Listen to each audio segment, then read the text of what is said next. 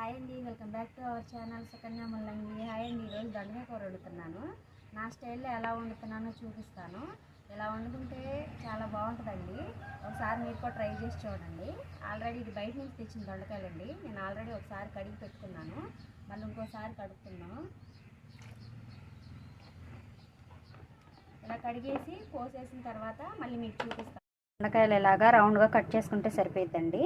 దొండకాయ, ఉల్లిపాయ, పచ్చిమిరపకాయలు ఇలా విరిపేసి వేసేసుకున్నాను. టమాటా ఈ మొత్తం కలిపి ఒక దాంట్లోనే పెట్టేస్తున్నానండి.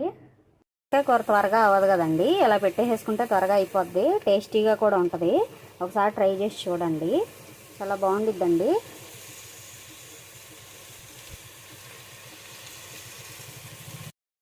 కొంచెం ఉప్పు కూడా వేస్తున్నాను,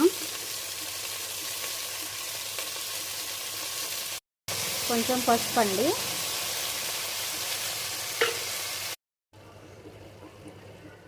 సిమ్లో పెట్టి చక్కగా మగ్గించుకుందామండి. బాండీలో లేదంటే వెడల్పు దాంట్లో అయితేనేమో ఫ్రై లాగా అవుతుంది. ఇరుగ్గా ఉన్న దాంట్లో పెట్టుకుంటే గ్రేవీలకి వాటికి చాలా బాగుంటుందండి.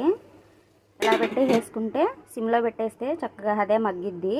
ఇంక మనం వేరే పని అయినా చేసుకోవచ్చు. డ్యూటీలకు కానీ అట్లా వెళ్ళేవాళ్ళు వేరే పని చేసుకోవడానికి కూడా బాగుంటుంది.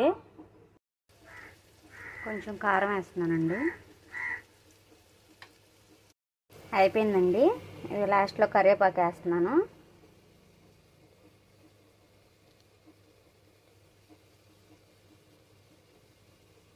ఇట్లా ముక్క మెత్తగా అయితే చాలండి, సరిపోతుంది. అదే ఫ్రై అయితే 2 పూటలకు రాదండి.